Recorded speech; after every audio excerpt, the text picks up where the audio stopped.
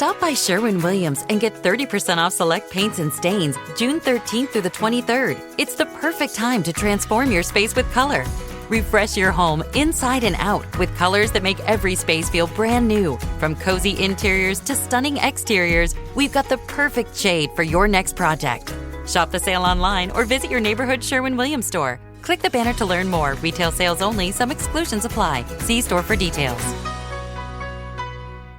If you're a podcast host, listen up, this one's for you. My name is Allie Jackson. I'm the host of Finding Mr. Height, a dating and relationship podcast that I've been doing for 4 years now, sharing my positive and practical approach to dating that's built on my own life experience. And I wanted to share another experience that I've had, my secret behind monetizing my show. It's called Red Circle, and I was just telling my colleague about how much I love their platform. With Red Circle, not only am I getting a seamless hosting experience, but I also love the support I receive in ad sales. It's not just typical ad sales either. It's targeted opportunities based on my show and my life. And the platform is super simple. You just set your preferences and Red Circle matches you with sponsors that align with your show. You can vet every opportunity and their platform gives you great analytics. More recently too, my Red Circle team has brought me opportunities outside of my podcast on social media to really augment the podcast partnerships, bring them full circle. I just can't recommend them enough. If you want to give it a try, go to redcircle.com to get your free trial. That's redcircle.com for a free trial.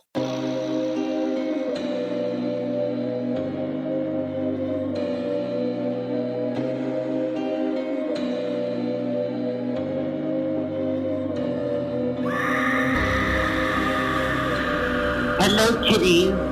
This is your Domi, the Crypt Keeper, and you're listening to Slasher Radio.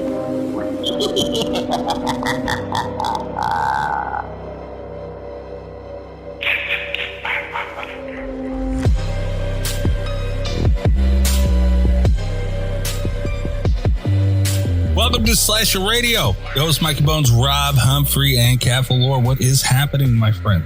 Oh, we are here. It's December, guys. Yeah. It is. Was it December last time we recorded? I think it was. It's still December. It was still December. But now we're like getting into December, though. Yeah. You know? Yeah, I think we recorded on December 1st. Yeah. Yeah, because today, looking at as we record this, podcasting time's weird. It's the 8th as we're recording this. So, yeah, even I can subtract 7 from 8 and come up with 1. Yeah, so we were just into, so it's not that weird that I said it's December, guys. No. Of course, it's really weird to the listeners because that show didn't come out until like December 5th. Yeah. So. Yeah. And technically we recorded on the night of the 30th. You know, podcast time's weird. Yeah, podcast time is very weird, but we are officially in December. Christmas is coming up. The Christmas circle. Dude. Do you know how much of a pain in the, like, it was annoying before? Just put some jingle bells in there and call it a day. I might do that. But it's still, I have to note it down, go back in, and every time I think I'm done editing this show, I'm like, fuck, I gotta get rid of all the damn. See, it's fun to say though, isn't it? Of course, it's fun to say it, but we still can say it on the show. All right, fine. Well, that's coming up, right? Yes, coming up next week. It begins actually, and Rob is referring to when every year the listeners and us, we have kind of a battle of holiday movies, and they promote one for their monthly pick for the Patreon, and we pick one after, and we let the Portnoy scores decide the ruling of who wins, and we usually lose. But see, and that's the thing too, we can't tell them to do a Christmas movie. You know, but it's kind of like an unspoken rule because the patrons do whatever they want with their picks. But I feel like they like it too, though. Yeah. We haven't run into that problem in the past. I feel like we will this year because unless there's a Christmas Ring movie that I'm not aware of, I feel like we'll have at least one. And that'll be the one that wins. It'll ruin everything. And it'll be the one that wins. And Chris will be happy. Yep. And everybody's will be ruined. Like you did. I have to take notes, look back in notes. This is ridiculous. All right. But now next week, we talked about this off air, but on the show, I might be traveling. I will be traveling next week. I'm still going to try and do the show, but it might be a little weird. We'll see how it all plays out. Fair enough. But for this week, we were trying to come up with something cool, something cold, something chilly, something snowy for the December cold months. Can we talk about what I learned this week? Sure. Yeah. So we have had a pretty easy run of things, right? Because we had last week was a Patreon pick. Before that was our half of the banger off, which was releasing on Thanksgiving. So it made it real easy to pick like a Thanksgiving themed movie. Before that, we had the Patreon pick. So this is the first week in a while we've had to pick a movie. Yeah. We didn't pick and decide on a movie until this afternoon. Yeah. This show is in shambles. We are not going to make it through 2025. This show comes to an end in 2025. That's what I'm getting at. I tried really hard not to let this like impact my enjoyment of the movie, or I might actually, the movie might have a higher Portnoy because I was overcompensating for my movie experience today. But I had a very busy day. Like I had to run errands and I did a very long live stream before I recorded. I've been, just kind of scrambling today. I had to watch this movie in like 15-minute increments around other tasks today. It was not ideal. No, it was not ideal. And I'm still a little mad because I picked a perfectly fine movie a couple of days ago called Shredder that looks awesome and nobody wanted to watch it. Did not want to watch. I was fine with Shredder. I thought Shredder looked fun because I think we settled on a good movie, I guess is where I'm going with this. But I get a little bit burnt out sometimes on the Christmas things. So when it's like still the first week of December and we're talking about doing like snowy, cold movies, it was like, I don't want it to be like too much of a Christmas movie, though, because we have two coming back to back. Right. No. I didn't want to do a Christmas movie, but it's been, I don't know about where you guys are, but it's cold as hell here. It's miserable. Yeah. And I was like, this is perfectly like fitting. It's good. We should do something cold, weathery, snowy-ish, not Christmassy. I wasn't worried about that. Yeah. So we were talking about, we had it narrowed down to like a few things. We had also talked about Till Death, which I remember kind of liking when it came out. And I was like, that's super cold. It's going to be fun. I think it might take place like near New Year's or Valentine's Day, though. Like, I feel like it was low key a holiday movie, but then I couldn't remember. And it became kind of a thing. And then I remembered that Greg was talking about Stephen King today. And then I remembered that Mikey had been pushing us to choose more like big heavy hitter titles. Yeah. And this just felt at the end of the day like a really solid choice all the way around. Yeah, it does. Although there was a slight push for a revisit of Santa Jaws, in which case I would have happily watched a Christmas movie.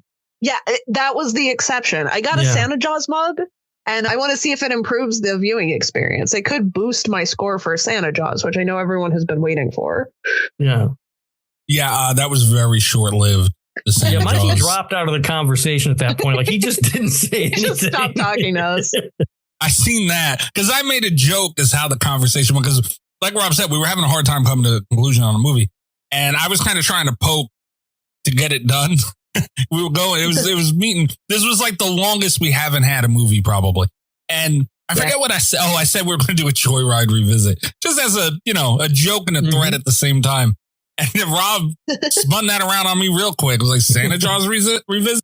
I'm like, okay, that didn't work. And this is not getting better. So, I think he actually said 'tis the season for a Santa Jaws revisit. Like it was really festive.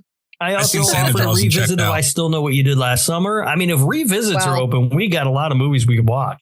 Revisits on this show are done if Cat and or Rob were not in the conversation, like if it was past hosts or something. So, but it was this. Also, the point is, this was a fucking nightmare this week trying to settle on a movie. Nightmare. We are not going to make it through the year. That is my prediction in 2025 at some point. I like that 1 month that we had everything scheduled in advance. I want to give a shout out to Mikey because I was pleasantly surprised by him this week. Obviously, it was not the movie that got chosen, but while we were going back and forth, everyone was kind of throwing out frustration picks throughout the week. And mine was The Platform 2, which like just a month or two ago came out to Netflix and it's terrible. And I watched it and I was like, I want to share that misery with you guys. And that was my pitch. That was like exactly my pitch was The Platform 2 is terrible. Misery loves company. We should do it. And then Mikey just out of nowhere has watched it. It is terrible. I wouldn't mind talking about it. And that, like, out of all of the wild things I've pitched on this show, the one I was expecting to get the least support for was the platforms. So even though we're not talking about it, which is fine because it wasn't a serious pick, I did really appreciate that it wasn't instantly shot down. No, because I watched that movie with somebody who liked it, and it fucking drove me crazy because I really liked the platform, but the second one, I did too. Yikes. I didn't like the platform, so I didn't watch the platform too. I do have a question about it, though. Okay. Is that knife in it? Yes. Yes. Okay. Yes, I knew that. Yeah. The knife comes back, huh? Yeah. The knife comes back. There's also, while I did not like the platform too, there's a guy in it who's just like super obsessed with pizza. And he's like my favorite guy ever in a horror movie. I mean, a character I can relate to. I like that. He's just like, you touch my pizza, I kill you. It's like, oh my God. Okay. Yeah, a character I can relate to. Yeah. Yeah. I'm on board with that. They got very far away. And yeah, that movie pissed me off. I wouldn't have minded talking about it. That's something I think we should do we'll get eventually. to it at some point. Yeah. We'll get to it at some point. That was about the point where I chimed in with, what the fuck are we doing here? It's winter. Yeah, let's get something serious. Yeah, let's get like a winter movie going here because it's been miserably cold. Says the guy in Carolina. Jesus. It was 45 the other day. I don't want to hear it. But either way, nonetheless, we landed on Misery. Very big title, very big movie. Stephen King adaptation, all those things. We have a voicemail, a text message to get to that will be read by Ghostface. We're going to get to drink roll call probably right about meow. Also, I have a statement. Oh, boy. Okay. Somebody sent in a statement. I didn't read it because I wanted it to be a surprise for me as well. Let's wait till the text messages. Yeah, that's where it should go. Perfect, because I also have some stuff from Patreon that I feel like I need to read as well. So we'll get kind of all that, all people yelling at us out of the way in one section. That's what I was going to say is like, I tried very hard not to read it past what it took to confirm that I had gotten it. But I have a feeling that we're about to be in trouble. And when I say we, I mean Mikey Bonez. Oh, what else is new? Yeah. Something different. Couldn't have called that one. All right. Drink roll call. I'm actually kind of excited. What are you guys drinking? Well, I went to make it old fashioned. And what I realized and kind of forgot is I don't have any ice. And an old fashioned without ice kind of sucks. So I just poured a bunch of bourbon in a glass and I'm drinking that. All right. Okay. Yeah. The old apartment that I lived in had an ice maker. So I never bought like ice cube trays, Sure. And this one also has an ice maker. It just in the almost month that I've lived here, it's made exactly one ice cube. So I expect a little more than that out of my ice maker. And I keep meaning to buy some, ice cube trays and I keep forgetting. So I'm always without ice, which makes making certain drinks difficult. I am going to send you guys an image. I got what is called a beatbox. Oh, yeah, these are fun. Apparently, Allie had gotten this before. Hold on, where is? I'm all out of sorts on my button. Fucking juice box. My button positioning. Yes, Allie had gotten this one time, and I remembered like when I was in the store, I went to the smoke shop, which also is going to be influencing my drink roll call. I went to the smoke shop, and they have like a little section for cans of shit or whatever. And I seen this in there, and I was like, I've seen these before. And like I see them around, and I just remembered seeing them, and I couldn't remember where, like other than just in stores and stuff. I said, let me get one. So I got the Orange Blast. It's actually pretty good, and it is 11.1% alcohol. So it packs a little bit of a punch. Like it's not bad, for what it is. And I am also mixing that. I don't know if you guys seen my tweet from earlier, but I am super excited. I picked up at said smoke shop some pre-rolls Pineapple Express. Oh, okay. Yeah. On the Patreon show, I was a little airheaded, more so than usual. Mm-hmm. Yeah. I'm feeling really good. All right. I'm doing all right. The images will go up on Patreon. Not that it's a tremendous amount to see, but visuals are fun. Cat, what about you? Ooh. All right. That's a fun game. Yeah. That's a good time. All right. Hell of a deal. Dr. Pepper and liquor? That's in heaven. Having a good day. 917-397-KILL. You traced the call. It's coming from inside the house. That's 917-397-5455. You can leave a text message, voicemail for the show, anything show-related, horror-related, and we will air the voicemail on the show and discuss it, or Ghostface can read your text message. and we'll also discuss it. Let me do a little bit of magic here so you guys can hear it. And here is the text message for this week.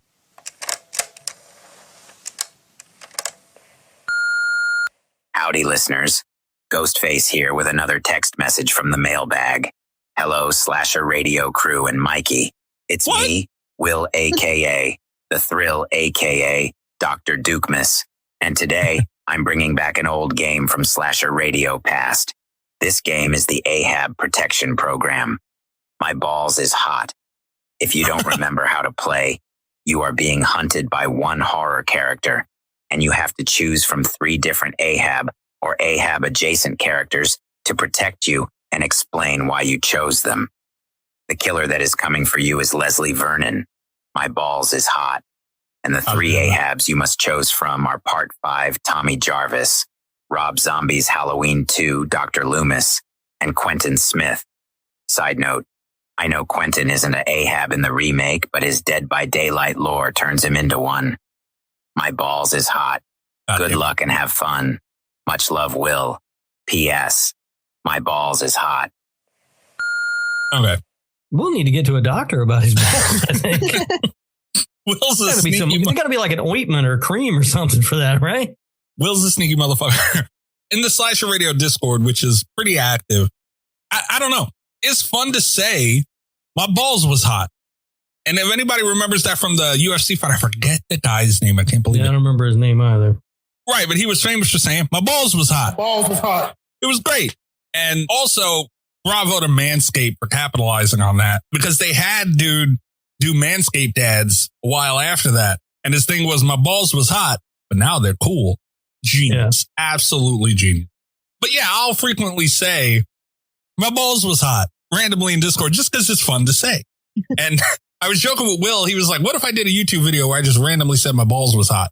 Because Will has a channel, Darth Duke, right? Everybody should go check that out on YouTube. And I was like, dude, you should do it. That should be hilarious. Just say it and act like you never said it. Just move on. Like, it'd be great. And the motherfucker did it here. So, right. Will, goddamn it. Well, it sounded like he had an infection or something. Yeah, Will, get that checked out. Grill me, Will. Grill me. Yeah. Who? I don't know. Before we get into this game, I don't know who Quentin Smith is. Remake Freddy. Yeah, what? Not remake Freddy, but no. Oh well, he's from that movie. From that movie, yeah. Yeah. All right. He's the penultimate boy. He dates Nancy. I don't remember that. I blocked that movie out. That movie sucked. I literally only remember this because I just rewatched that movie. He's not super memorable. You watch it with Mr. Cat's boyfriend? I did. Did he love it? He did not love it. Okay, good. All right. So we're getting chased by Leslie Vernon. Okay. And we need to pick from these Ahabs to protect us from Leslie Vernon, Tommy Jarvis, Halloween 2, Dr. Loomis, and Quentin Smith. Quentin's out for me. Yeah, this one feels really obvious for me. I mean, it kind of doesn't. No? Well, I mean, the only obvious choice to me is Tommy Jarvis. Because he can do karate. He can do karate, 5. yeah. Yeah, part 5, you remember he had that whole karate thing. Because I don't even know who this Quentin Smith, I don't know his character traits. I know nothing about that guy. And Halloween 2, Loomis is kind of a little bitch, right? Oh boy. So I don't want him trying to protect me. Yeah.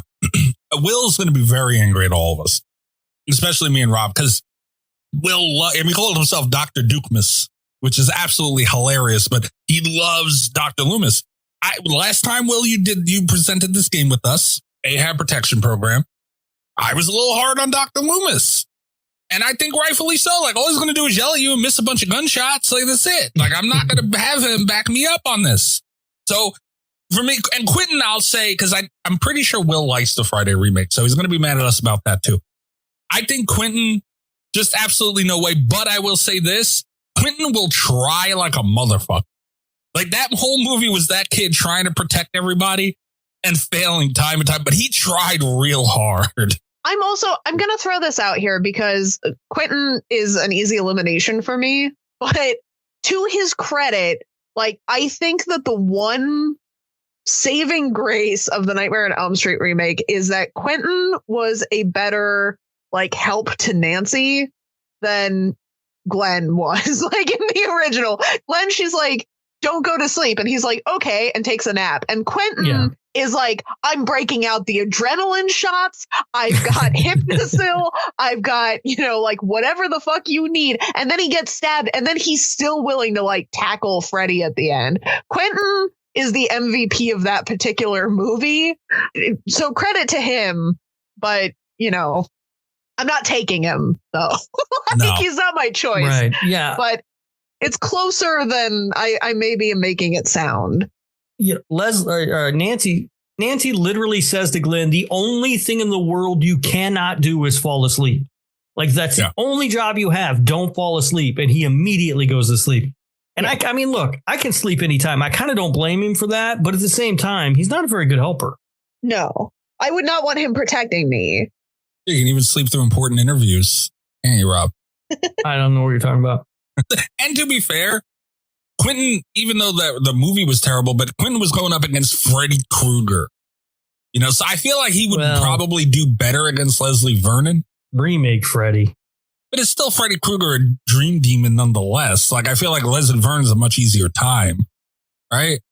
I don't know. I'm sticking with Tommy Jarvis. I don't know. I would be inclined to take Dr. Loomis if it was Donald Pleasant's Dr. Loomis, but not Zombies Halloween 2 Loomis, because that guy's worth nothing. That too. Actually, so I said that this was going to be pretty obvious, but you guys both seem to be going Tommy Jarvis. I am choosing Dr. Loomis for this one. Dr. Loomis couldn't even stand up for himself to Weird Al Yankovic. He's going to stand up to fucking Leslie Vernon? I don't think so. Yeah, no way. Because Dr. Loomis, specifically from Halloween 2, very theatrical. And that, I think, is the kind of distraction that I need when being chased by Leslie Vernon. Nah, I need somebody who's going to do something, man. And I love Donald Pleasance and the Dr. Loomis character from the original. I know that's different, but like, I know that that's what Will's got. Like, if I had to pick a Dr. Loomis, right? Honestly, to protect me, I might go with Rob Zombie's Dr. Loomis because he's younger. He's a little more crazy.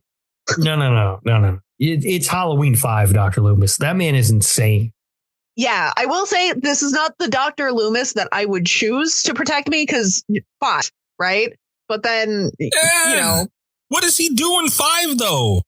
He's just crazy. He protects Jamie. He gets her out of there alive and traps Michael. Barely. And he used her for bait. Barely or not. He did it. I don't know, man. He did. Zombies, Loomis does nothing in those movies. Like, Either one of them. He doesn't stand up to Michael in any way. You're right about that. But I mean, he didn't really, I don't know. I never really bought into, I love him as a character and I understand his place in the film. But I'm saying as far as actual results, I mean, yeah, he got a kid out of a situation. All right, fine, sure. But like, he really didn't. You're dealing with Michael Myers, who, especially in the 5th film, isn't so much calculated as Leslie Vernon. Myers, and especially in the 5th film, was just this machine, this killing machine that's coming at you straight forward. He doesn't care. He's just walking forward and he's eating bullets and stabbing cheeks. That's it. All right, you got a guy like Leslie Vernon. He's going to plan, plot, and everything. Neither one of those Dr. Loomis stand a chance. No, but Michael in the first Halloween is calculating and everything. True. And he saves Laurie from Michael in the end of that movie. He doesn't kill Michael, but he saves Laurie. Laurie did a lot of that herself, though. When it comes right down to it, I don't think any of these 3 Ahabs is going to defend me from Leslie Vernon. Yeah, they're not. This is not a good batch. I have chosen the one that I think has the most, who carries the most weight from a storytelling perspective, because that's going to be my longest distraction, to just get in a car and leave. You guys are crazy, man. You picked the one who doesn't know karate. That's all I'm saying. Are you saying Tommy Jarvis could karate his way into Past saving Leslie you Vernon. from Leslie Vernon? Absolutely, yes. I don't believe it. I'm not buying it. He saved Reggie from Jason. Reggie saved himself from Jason. I'm just saying he could. I know Reggie. But he fought off Jason several times. In that movie alone, at the cemetery, he kind of had a little bit of something with him. And then at the boat in the end, he tussled with Jason. No, that's 6. Roy. Yeah, you're talking about 6. He said, Yeah. he said he Jarvis from said 5. part 5. You're right. Oh, I take it back. Okay, yeah, you're That's right. not even Jason. You're right. Like, Okay, I take it back. No, that is true. It was Roy. But still, I'm rolling with the dude that knows karate. Yeah, I mean, if these are my picks. I hear Tommy Jarvis, I think part 6. God damn it. right. Damn. Well, yeah, I get that. Tommy If he Jarvis. hadn't specified, it would maybe be a different story. Yeah. Because then by 6, Tommy Jarvis has like enough of his own character arc that I think he would be very good at, distracting Leslie Vernon while I get in a car and drive away. But yeah, I don't know about 5. You're not getting in a car and driving away. You know those cars ain't going to start. Listen, it's a plan. It's not a good plan. Against Michael Myers, that might work. Leslie Vernon, he's going to make sure those cars don't start. That's not going to work. I don't know. Dr. Loomis could come in with a car at any time that I could steal from him and drive away. I can't believe I'm doing this, but my final answer is fucking Quentin. God damn it. God damn it. No. God damn it. I know. I'm mad too. It's because Mikey wants to be all strung out when he... Yeah. Not a bad point. I will say, that's the thing about Quentin is he is like he's a glorified drug dealer at the end of the day. What I do like about that answer, Mikey, is that we've all landed on a different answer. Yeah. That's true too. And I do like that. I do like that because normally, well, 2 of us will at least pick the same person. But Tommy Jarvis, he knows karate, and that's good enough for me. Yeah, but he's kind of wimpy and in part 5. But that's what makes the karate more effective. Leslie Vernon's going to walk up and be like, I'm just going to hack this wimp in half. And then he comes out with some crane kick shit, sweeping legs and stuff. Nah, man. I come to the conclusion because I don't believe in either Dr. Loomis in actually getting shit. Yes, Will, I said it. Will's going to give me hell for this, but I said it. I said it in the last one too. So I'm staying consistent. Honestly, I don't think part 5 Jarvis is doing anything either. So my thought is Quentin, I don't think is that strong of a character or anything like that, but he's a young guy. He's a good sized guy. Like, he's got some height to him. He looks like he can handle his shit if needed, and Leslie Vernon, not like the biggest motherfucker in the world anyway. So it's probably going to come down to hand eventually, right? Is what it's going to come down to with Quentin. And I think Quentin will be the most capable of taking down Leslie Vernon. And like I said earlier, he went up against, he was kind of a useless motherfucker in the Freddy remake. Absolutely. But he was going up against a dream demon. I love Leslie Vernon. Nathan Basil. We had him on the show. Great guy, great guest. We all love Leslie Vernon, but he's more calculated than anything. We've seen that in the end, once as calculated as you are, when it comes down to it and push comes to shove, you got to get it done. And he couldn't get it done against Homegirl at the end of that movie. I don't think he's getting it done against Quentin. I'm going with Quentin. I can't fucking believe it. All right. I don't think anything has the stopping power of a Tommy Jarvis karate chop. It's part 5 Jarvis, man. We don't even remember. I forgot. I didn't even remember that Jarvis going into it. Get out of here. I do think Tommy Jarvis from part 6 would have been a stronger contender if he had the plot line of part 6 Tommy Jarvis, but also knew karate like he did in part 5. That would have been great. Interesting. I guess he forgot all his karate in part 6. It just never comes up. Yeah, He didn't it need never it. really comes up. I don't know. It's a weird character thing. Yeah, but and I was thinking because Rob had a couple of shows lined up for the Patreon on the Patreon, patreon.com/radio. We have, it could be random. We can go through some music, but listen to it with you guys in the comment on it, different music choices. It's a lot of fun. We go through like horror movie lists, highly controversial. We get very upset. And a lot of times we'll play a game, and Rob's got 2 games lined up, but I have been thinking in the last few weeks that Will has this game and another one. It's like Fight, Flight or something. I forget exactly what it's called. Those would be fun to play on the Patreon, and we can get the wheel involved. Yeah, we could do that. I love also the have Flight or other one because Rob always tries to fuck Candyman, which is just amazing. That's not an option. I don't know if you can say that anymore, Rob. You can't stop me. I have another game in mind, but it requires work that I haven't done yet, so it's not ready. All right. But it's a new game that I think is going to be a lot of fun. I also have like one, it's not a recurring thing, but I do have a one-off trivia game that we have to do. Yeah, there's some stuff coming up. There's going to be an episode of Killer Beats soon too, because we're getting towards the end of the year. Spotify Wrapped and all that shit's coming out, and I like to do one at the end of the year where I play my 2 most listened to songs of the year for everybody. You don't have a Wrap though. You're not on Spotify. Yeah, but Apple has like their generic version of it. That's bullshit. You know it's fine. Hey, wait, it'll give me the 2 songs. That's all I need. Yeah, I know, but you don't have a Wrapped, and I know it pisses you off. It does. It really does. However, this is the first year where when I saw them, I went, I don't give a shit. I'm not switching to Spotify. Every year for like the last however many years, this time of year, I'm always like, oh my God, I kind of want to switch to Spotify. But Apple Music just does what I need it to do, where Spotify doesn't. So this year I saw them and I was like, good for you people, but I'm not doing it. Fair enough. Okay, Will, bravo, man. Whenever Good Will job. sends in a Good text question. message, there's always great discussion. Tasha, take fucking notes. All right, I'm gonna just call you out right out of the rip. Tasha does not leave text messages. Amber to a degree. Amber's always got, a lot to say, so it's not the same. But Amber will give it to me too. There's a lot of times we'll get a text message, and it's really just people talking shit or a voicemail, and it's like goddamn, like it's fun and sure, like we love it usually. And that's great. But take notes. Look at Will go, man. Like we just had a whole discussion on this, horror related. It was a lot of fun and all that stuff. Will setting the bar for the text messages here. I'm just saying. Also, we had, Cat has a statement, but I'm looking for, there were some comments left on the Patreon that I thought this would be a good spot. Okay, I found them. All right. So on the Thanksgiving episode, I seen this, I forget, in between recording the last episode. So 6 days ago, Carly had put this on the Patreon. So it was the day after we recorded. So it's a little bit late, but I felt we should get it in here. And there's a couple of them. Carly commented on the Thanksgiving episode on Patreon saying, wait, Cat, I do think this movie is a banger. I love it. And then she also commented, also, the trampoline kill was so fun. And it was definitely a homage to the cutting class kill from 1989 and totally appreciated it. I missed that entirely. I didn't even catch that. No. I've never seen Cutting Class, so I would completely missed it too. But yeah, there's a lot of sort of tributes and things in that movie, so I'm not surprised. Yeah. One thing about Eli Roth, he really does know about like horror movies. He does. Right. If you watched any of that like history of horror stuff that he did, or was he on Joe Bob? I think he was on Joe Bob at one point or something. He knows his shit. Will also commented on this movie. He said, I think I read this one, 3225. He put a timestamp like we're going to remember.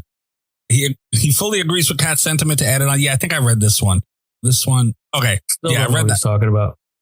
Will also commented on our Portnoy adjustment episode from last week. And this was a Patreon show where we kind of went in and adjusted old scores for movies that we give at the end of every episode. And Will said, okay, maybe this one didn't really have to be read. You guys better not readjust Halloween Kills. I swear to Loomis. It'll be a minute before we get there, but he also commented under that saying, balls stay on hot. It's true. True. My balls stay on hot. It's actually going to take so long before we get to Halloween Kills that the show will have ended before we get there. Don't worry about it, Will. We're not lasting that long. Trust me. The mystic motherfucker, aren't you? We are running out of gas fast on this show. Well, no, we were talking about doing some new stuff, and it could get interesting around here. But no, I honestly, a lot of these scores that we've always talked about adjusting are like older. Yeah. And the more you watch, the more you kind of look at certain things differently, and all that stuff kind of changes. We did Halloween Kills recently. I feel pretty strongly about my Halloween Kills score. I don't see myself touching that. Yeah. I don't think I need to mess with that one. Yeah. By the time we get there, though, who knows, Will? So don't hold us to it. But yeah, good shit, Will. Look at Will go. Yeah. Real. And everyone go check out Dark Duke Ray on YouTube. Fucking dude's killing it, man. Putting in great content. A lot of work. It's really funny. I got to hit my button. Cat, no, you had a statement. I've got a statement. Right. So you were talking about Will setting the bar for text messages and the things that Tasha sent in. She sent me a statement. Oh, for fucking Christ. All right. You know what? We're going to see here. Let's see what happens here. All right. All the good stuff I said about Will's text message and Tasha Taylor. Let's see the differences here. I can't wait to hear this. This is a beautiful thing. Go ahead, Cat. To Mr. Michael Bartholomew Bones regarding the atrocities you continue to she commit. called you by your government name. I forgot about this. Oh, shit. All right. Yeah, here we Against go. international treasure. We were friends first, but that rope is hanging by a thread with your repeated hate speech against Shaun of the Dead. I'm hurt, Mikey. Since you clearly don't learn from past mistakes, I'm officially launching a shark campaign. For every single Omen, I'm going to nominate an amazing shark film until you decide to genuinely admit that you're wrong. No cheap Chef Boyardee apology just to try and get out of it. I'll see right through it like a sheet of noodles rolled too thin. I really should have read this in advance. I'm giggling too much. Oh, yeah. Racism is real cute. Yeah, no, I agree. I will swim to the deepest depths of the ocean and then start burrowing into the sand to find every pearl of a shark movie in existence for your viewing pleasure. There will be so much salt, water, and sand, it'll tan your skin into leather that genuine Italian handbags will be jealous of. Those sharks will tear into your brain and settle in like a tourist ripping into a slice of overrated city pizza. Yeah, that's right. I said what I said. And furthermore, Oh, great. There's more. Wonderful.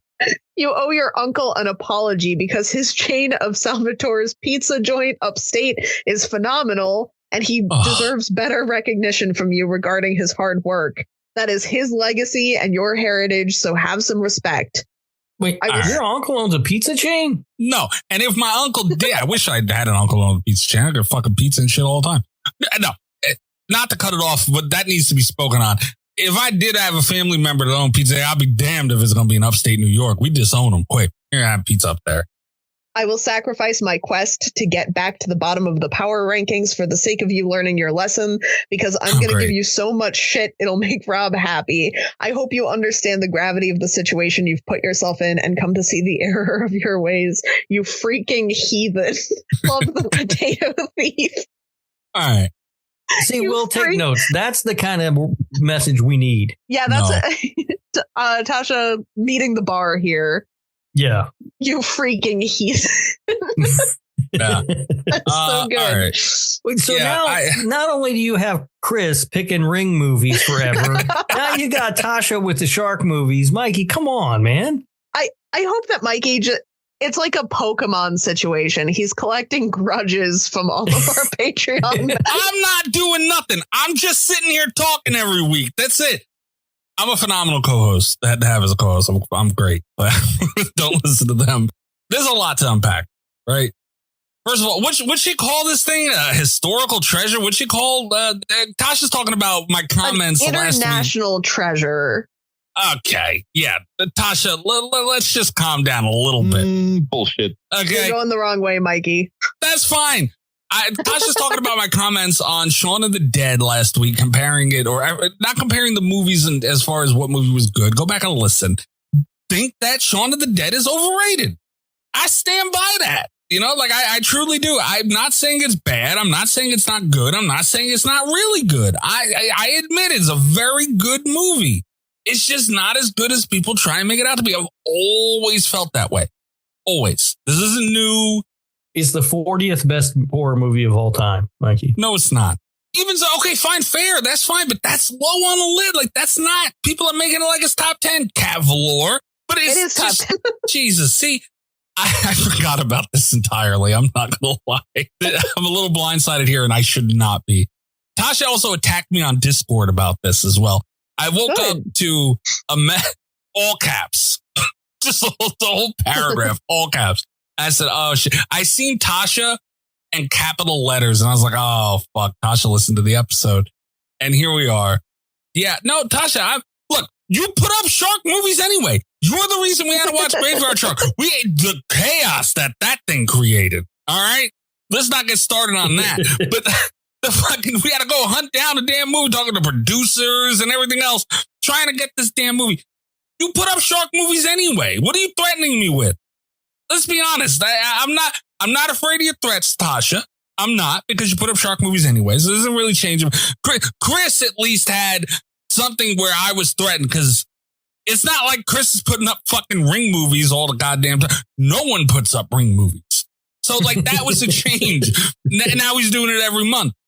there's a change there. There's something that I now have to deal with. I had to deal with you putting up shark movies anyway.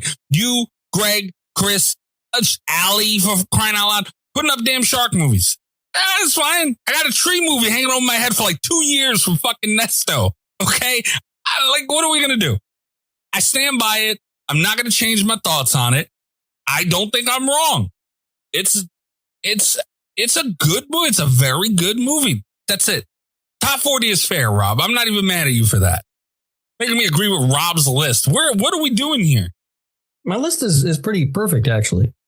I hate your list so much. So much. You just agreed with it. Let's not get carried away. Yeah, I stand by it though, man. I stand by it, and I completely forgot about that. And then, by the way, on Discord, would you go to our Twitters and you can see our link tree and all that stuff? YouTube, it's in the description. We have a link tree? Yeah, I sent it to you, and I believe you said, "Did you make this?" and never mentioned it again.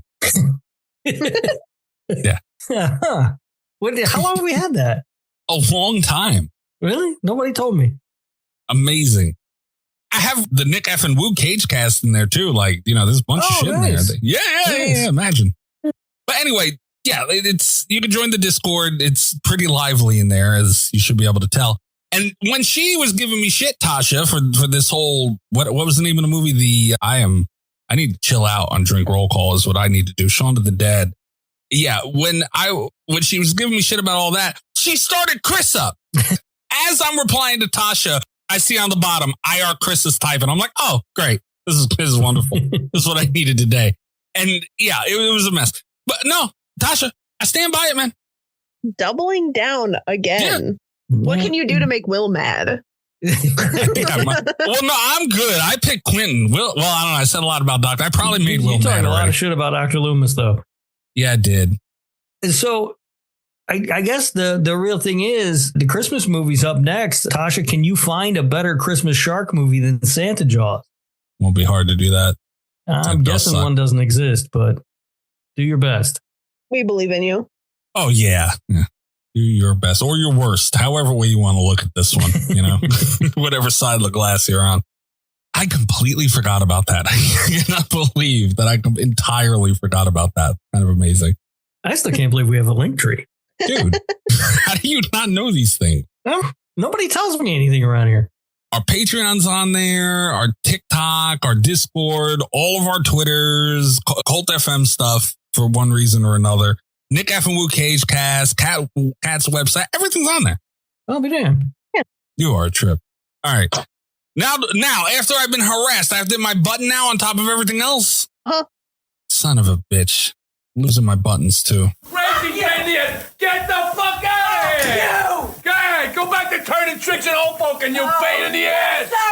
Gabagool Mystery Corner, where our listeners anonymously, I always forget to hit this one after that. Over there, Gabagool. Where our listeners anonymously send in Italian memes making fun of me for being Italian. There's no hard Italian here. I don't know why we do this. They're all just buttholes. We're still, this has been like a year and a half, 2 years. Yeah, something like that.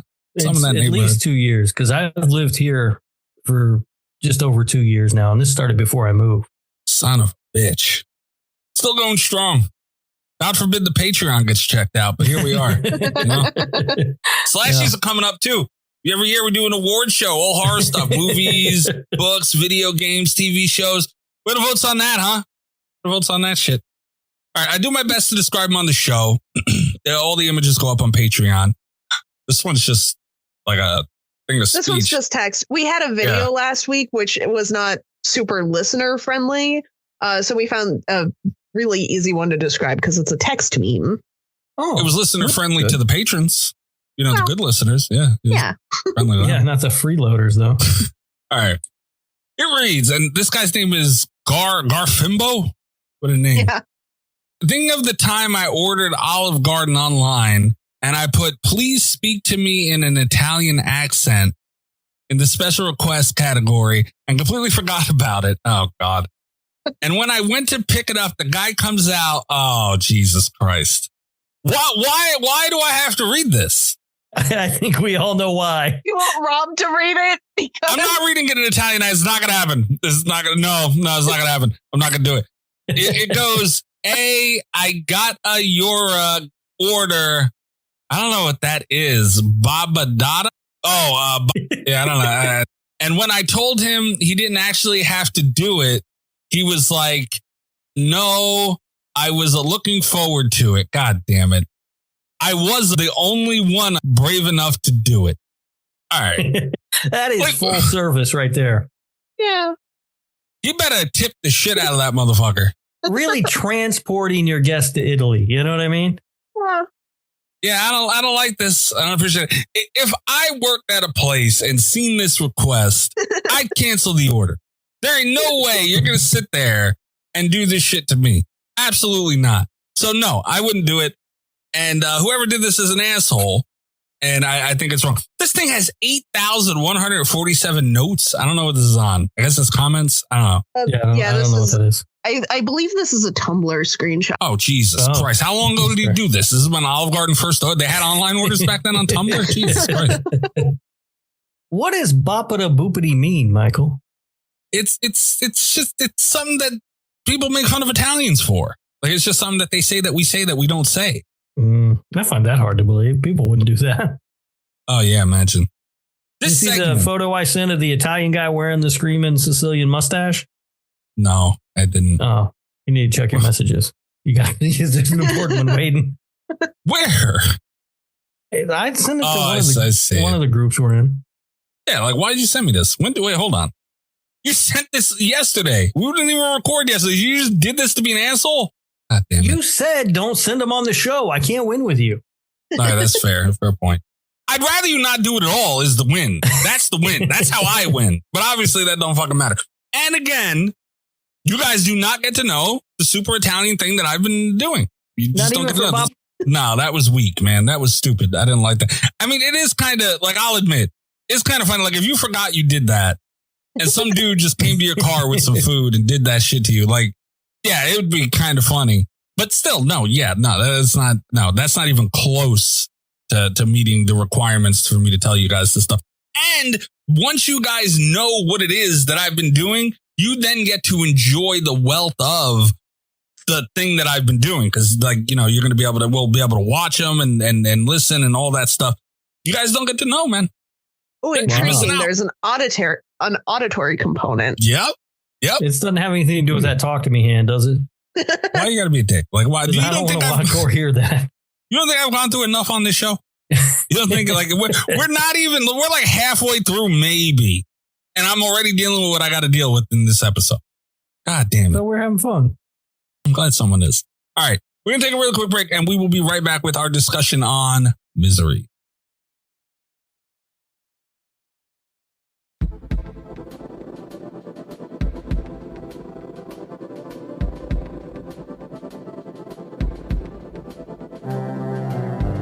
All right, Misery, Stephen King, all these things, 1990. Very big title, Stephen King, obviously, Stephen King. Before, I might forget to say it later. I was really, really meaning to mention this. Before we even get started into the movie, I forget where I heard it, but somebody read something to me and I was going through, like, looking at something and someone read a comment or a review or something that was somewhere that was going on about a book and was like, I would suggest Stephen King. I'm like, why would anybody say that? Like, no shit. Like, how do you say that? Like, you found some new shit. You know, it's like, yeah, everyone fucking the dumbest thing ever. Anyway, Misery. Do you guys want opening thoughts? Who wants to go first? I have avoided watching this movie for a long time. Okay. Because the first time I watched it, I did not like it that much. And it's one of those movies that a lot of people hold up as like this all-time classic, and I didn't get it. I was like, but I hadn't seen it since like I was in high school, you know? So when I set out to watch it today, I was kind of excited to rewatch it. It had been a long time, and it's better than I thought it was, but I got to admit, I still don't put it up there as one of the greatest horror movies of all time or anything. I think people slightly overrate this film. I think people highly overrate this film. I did not enjoy the watch today. I don't remember it fondly. Like, it's one of those movies that I've always looked at and been like, okay, you know, a very well-made film, very great story, a lot of attention to detail in the story, which was, you know, came through like adaptations are very tricky, especially from a guy like Stephen King, who obviously such an incredibly talented writer and all that shit, known for his stories and everything else. It doesn't always, for any adaptation from book to film, it doesn't always translate the story so strongly. And I'm not talking accuracy. I'm just talking like depth of the story and the important parts and the feels and all that. They did a great job on that. So like as a film, it's a very good film, crafted, all that shit. It's just not the most fun thing in the world to watch. And it's pretty slow. It's very slow, and performances were great. And like, that's why, like, that goes into what I was saying. It's a very, very well made film, but I don't want to sit and watch it. You know, like, and it's not even like we talk about movies that are tough to watch as far as they're gruesome or they're really sad or whatever it was. This is just, I don't want to watch this movie. Why would I want to sit and watch it? So yeah, I remember why I wasn't the biggest fan of Misery today. Kat, what about you?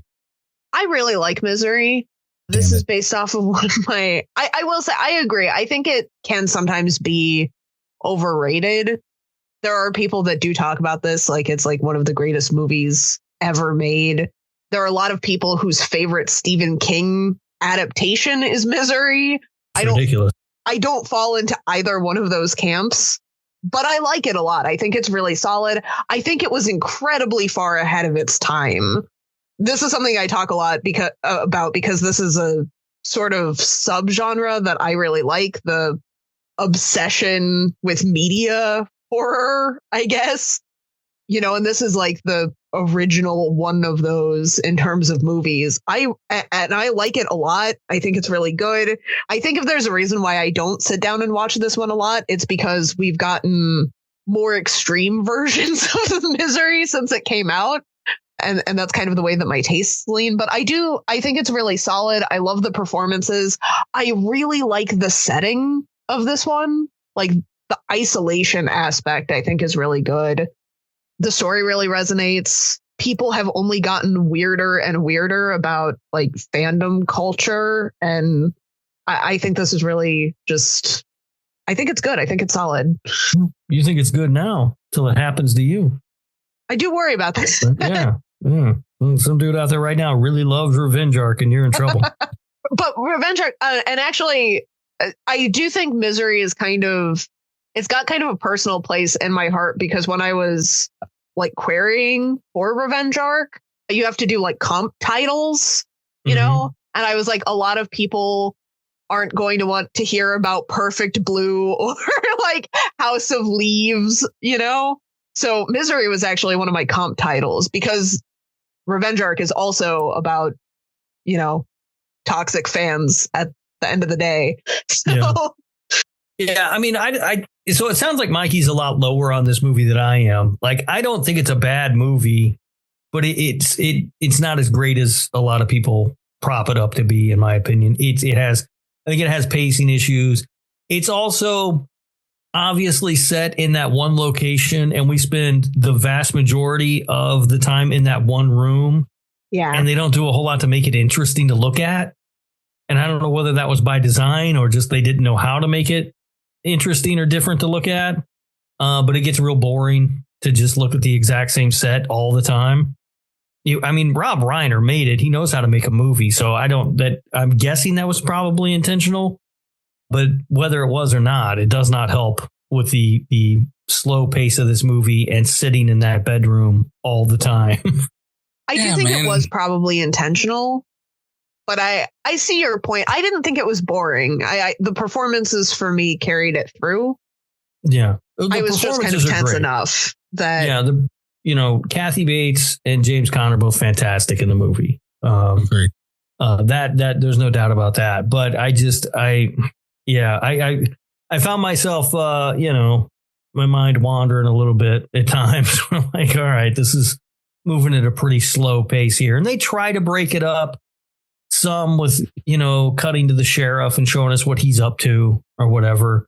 But it's a really small cast and it's mostly focused on it's almost all entirely focused on the house and, most of it in that one room. And it just gets really boring to look at.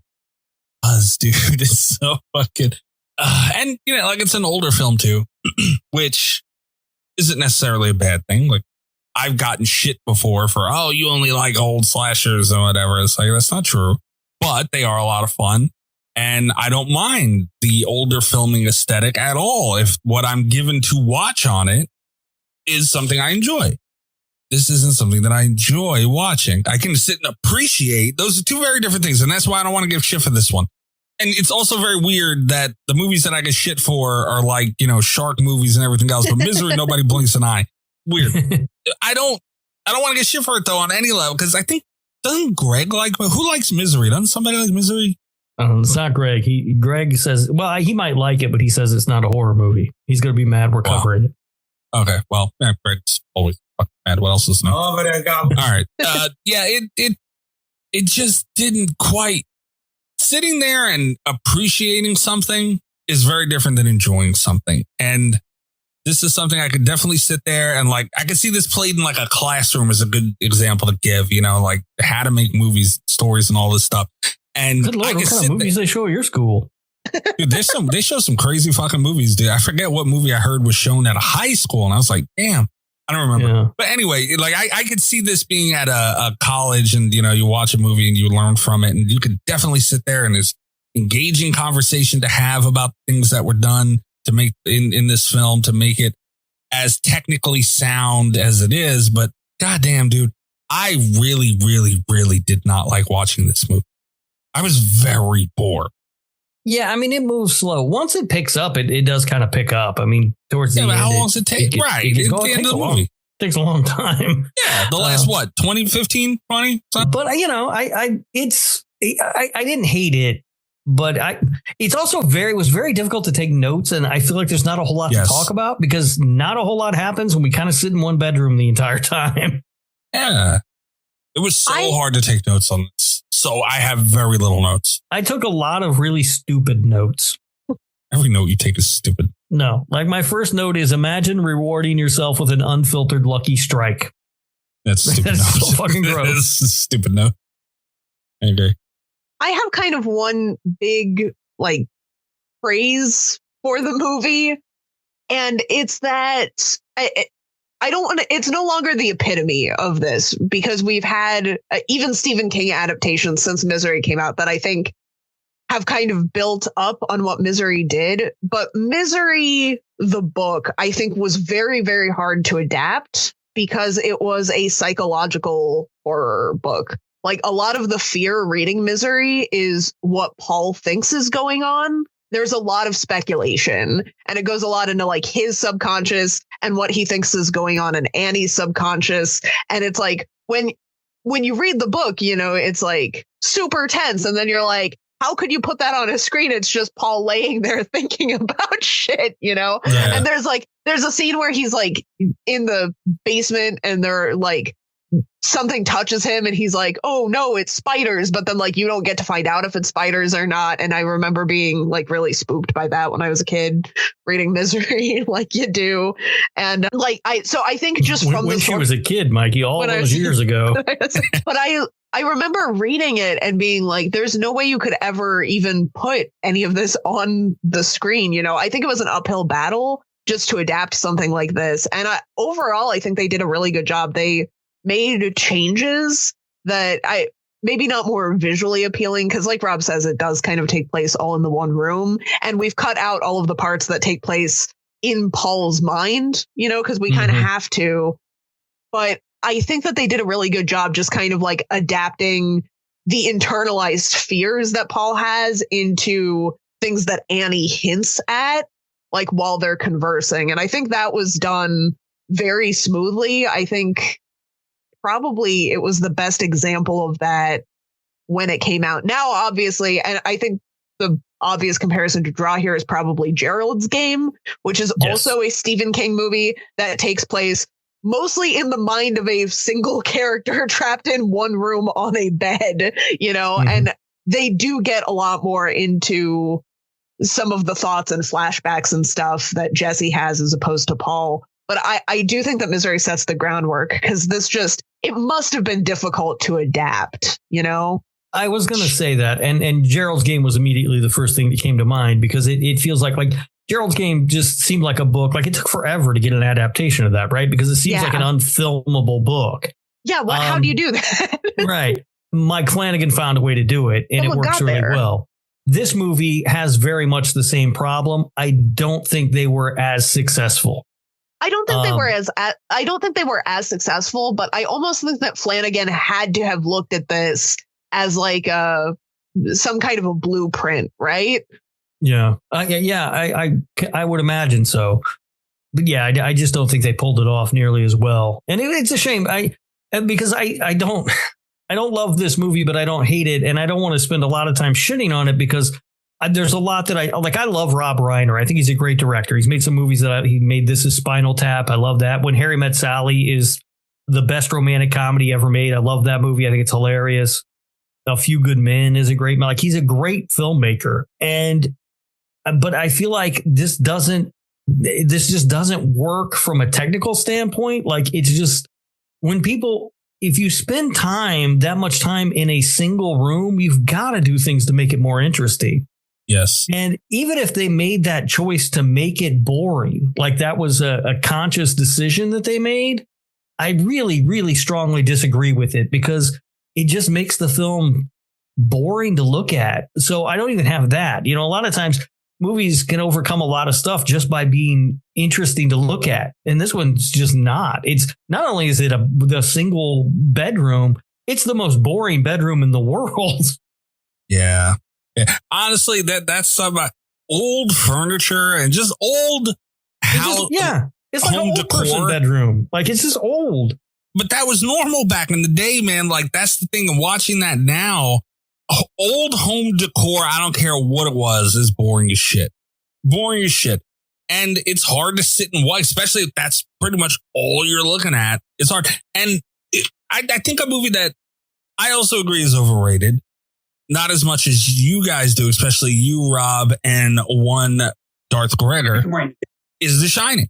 And I feel like, because, you could draw a lot of comparisons here, but I feel like The Shining was a little more active as far as sets where, you got a lot of different looks around the estate or whatever, the hotel. And I feel like they did a much better job with making things interesting, even if it's just the two kids on the two girls in the hallway and the kid on the bike and the carpet, and you had something pop, somewhere where it's visually, at least you can kind of, it helps the palette for what you're looking at.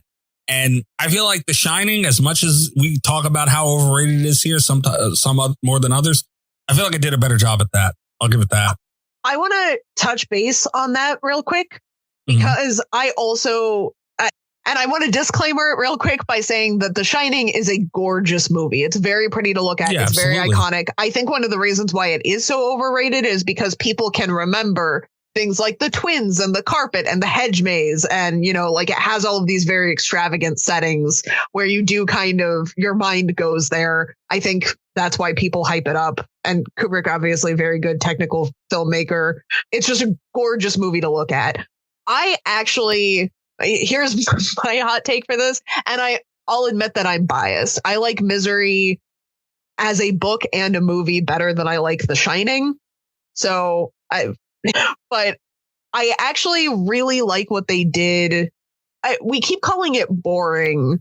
And I don't know if this is because I read the book. I don't know if I carried the subtext over with me, but all feeling very confined to that one room. The word that I would use is stifling. I feel like he's just supposed to feel very trapped.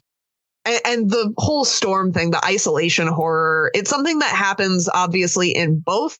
But for me, Misery is better at showing me that as opposed to telling me that. The Shining is look how isolated they are. And it's because they have all of this big grand space, which leads to these very gorgeously shot chase scenes. But I'm more primally afraid of being trapped in a small room with one person that I'm afraid of, So just on a terror level, I think Misery's set works better. It's not as fun to look at. It's not as iconic. I understand, but this one fills me with more dread than The Shining. So I feel like the set kind of works in its favor here. I sort of agree with what you said. it does feel much more confining, and the character feels much more trapped than they do in The Shining, because yes, you can't leave that hotel or its grounds, but it's massive and there's tons of room for you to spread out and walk around and everything. The problem is, I don't know if it helps with that feeling, but I don't know that it helps make it a better movie, because I, as an audience member, also felt trapped in that room. And that's not something I want to watch, you know? See, but I think you're supposed to feel trapped in that room, because Paul feels trapped in that room. Right. I agree with I don't know if I like that. I agree with what Cat's saying. Like, I can see it. And if we were talking about, fears and stuff on the Patreon show, like, claustrophobia and all that stuff. I could see how somebody with something of that nature could feel that way. It just didn't translate to me.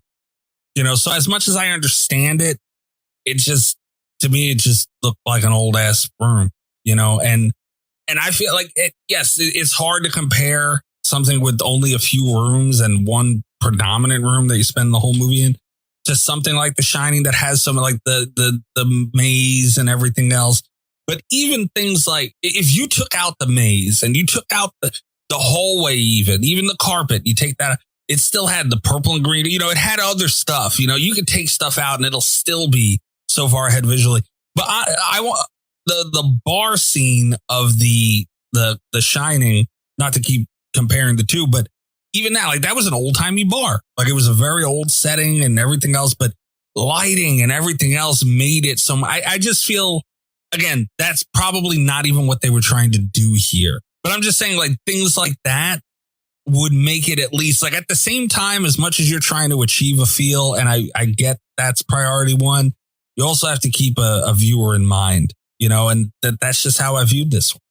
The other thing that I wanted to say about the book is, because you mentioned that it's really slow, but once it gets into it, it really gets into it. Mm-hmm. I do think that's my biggest complaint about Misery, because Stephen King kind of writes that way. Like, he writes very indulgent openings where it takes a while to get into stuff because you're meeting the characters and you understand so much about the setting. And, we have these really like long starts usually with a lot of exposition in Stephen King books. And then we get into the action. One thing that I feel was really lost in translation is that Misery, being like his shortest book for a long, long time that he'd ever written, I feel like it's so much more concise. Like, it starts in the action in the book. And and then we kind of, as Paul is coming in and out of consciousness, we get a little bit of context into what's going on. I feel like that was lost a little bit in the movie, because we had to show so much extra stuff that we couldn't just see in Paul's head. The beginning of this does feel very slow in comparison to the book. And I think this might be the only King adaptation where the movie felt slower to me. That was a little bit frustrating. But again, I think it's just like the source material was very hard to adapt. Yeah, I mean, there's no doubt that this was a tough book to adapt. I mean, kudos to them for trying. And I do think, like, we talked about how, like, in the room, which is where we spend most of the movie, it's not visually appealing. There are nice visuals in this movie. We just don't see a lot of them. I mean, the opening where he's driving down the mountain and stuff, that was beautiful. And we see other things too, because it is a beautiful snow covered landscape. And so there are some really nice shots in this movie. It's just they're very few and far between, because we spend most of the time with Paul in a boring ass bed. And I wish they could have found a way to break that up a little bit more. And again, like, it may have been a choice, and maybe that was the idea. We were supposed to feel trapped like Paul did. And I kind of did, but at the same time, I was kind of I wasn't laying on a bed in pain. I was just bored, Yeah. I think, does anyone else think that maybe the reason that this movie is hailed as a classic by so many people, and a movie that people talk about how much they love, really comes down to the hobbling scene? Like, people just remember that, and they don't remember the rest of the movie around it. I think that's very possible. And it's worth noting, it's like one of the few scenes ever where, well, outside of maybe the shining carpet, where that was like purely the director being like, hey, I think this is going to look cool. Because in the book, his feet are chopped off. Like she takes an axe to them. And, but like, I don't know. There's something about the hobbling scene where it's just like the fact that he still has his feet, but they're broken and he has to like, theoretically drag them around with it as he escapes, you know, like I think that's it felt very visceral, you know? Yeah, I like the scene a lot. Like, I think it's really disgusting and creepy because of the look on Kathy Bates' face and stuff. She's just brilliant in this movie. The way she can just go from being this sweet smiling lady to like the scariest face you've ever seen is fantastic. And she's great in that movie. I mean, it really is a really good scene. I feel like a lot of people remember that and not anything else about this movie. And they go, oh, yeah, I love that film. It's so good. Whereas if I think if you got them to sit down and rewatch it, maybe those ratings would come down a little bit. Maybe. It's possible. It's possible, man. But it's hard for me to forget. And I get it because those scenes like the hobbling scene, they were done very, very well. So, if you could look at that scene and isolate it, that's great. And, the end of this movie, very, all that's, it's all there. But I'm not going to forgive the rest of this. You know what I mean? Like, I can't do it. But I can see maybe people do that. Maybe they do get the feel that Cat's talking about. Like, I'm not trying to invalidate the point. I was just saying it wasn't for me. But if it does, I say it all the time about Paranormal Activity and paranormal movies in general. If you don't buy into that shit, there's nothing there for you. And I get it. That is the thing. If the movie doesn't connect with you in that way, it's not going to work for you at all. Yeah. Because it's, you can watch Paranormal Activity and some people think it's really exciting. And I think it's just kind of blah, like when's something actually going to happen in this fucking movie? This movie, I didn't feel so much that I was getting bored at looking at the same thing over and over again. But I don't hate this movie. And you'll see that when I get to my score. I'm not going to give this a bad score at all. I don't love it as much as everyone else seems to love Misery. Yeah. Yeah. I don't know. I mean, I think it seems clear I like it more than Mikey. Yeah, dude. Yeah, that seems fair. I was so fucking bored, dude. It's hard for me to recall a movie I was this bored. Like you have things like ravers out there, where we're like, yes, true. But at least the environment was, something. It wasn't, we talked about the problems it had when we talked about ravers. At least there was something there to look at. You had zombies running around and everything. You can't compare the two. I don't know, man. The party happening in that bedroom seemed to almost on level with that boring ass rave they went to. Not far off. But again, at least you had zombies or something. It was a little chaos. So I'm talking just pure boredom and entertainment, I wasn't entertained during either. I'll say that. And the end of this film, when everything really picked up in Misery, you could have had ravers 10 times over and nothing in it would have come close to even, to getting close to that.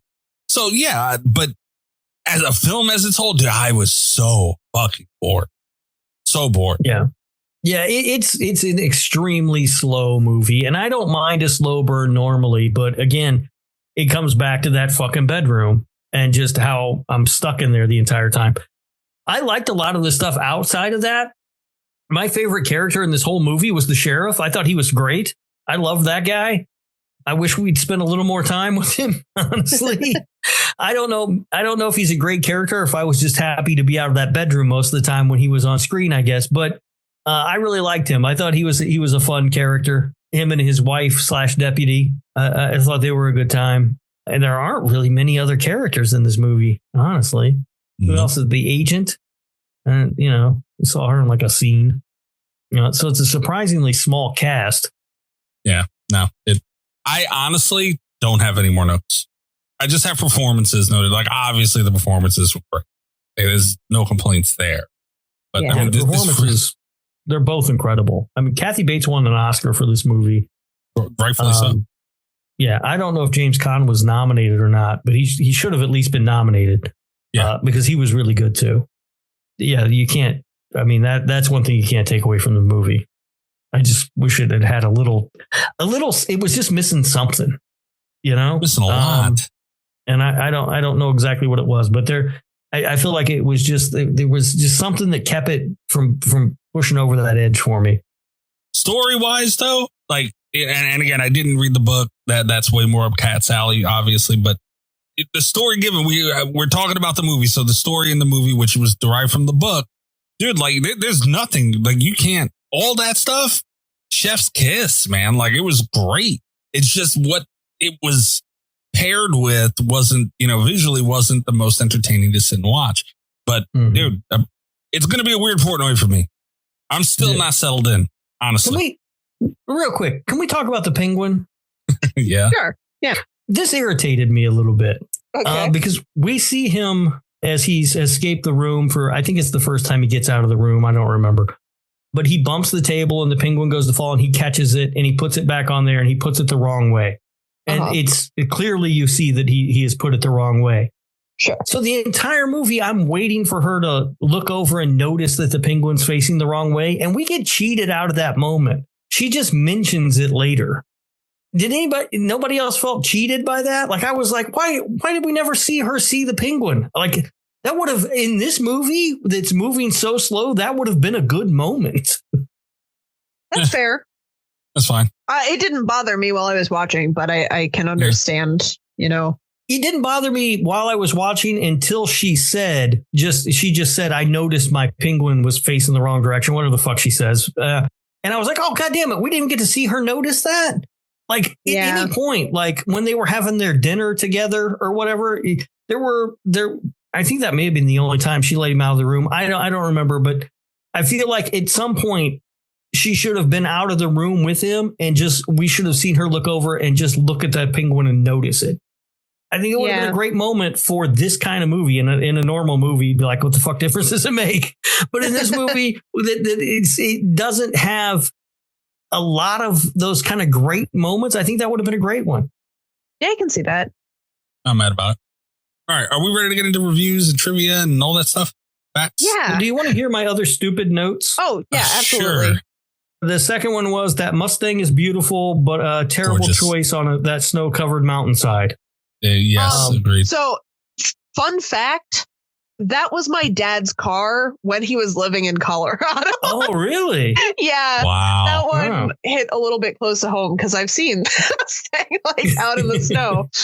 Terrible choice, but Mustang drivers are weird that way. I would think so. That was a beautiful car, though.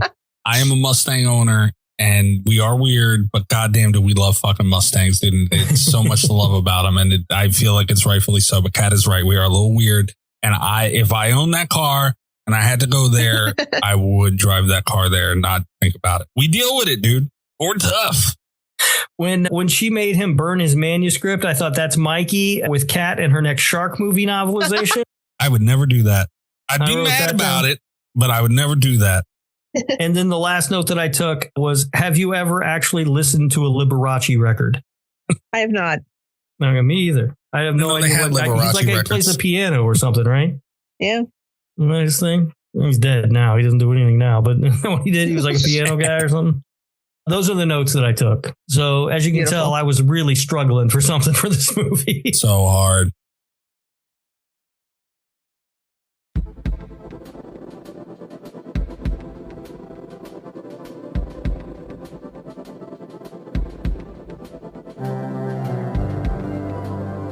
Cat, you got some reviews?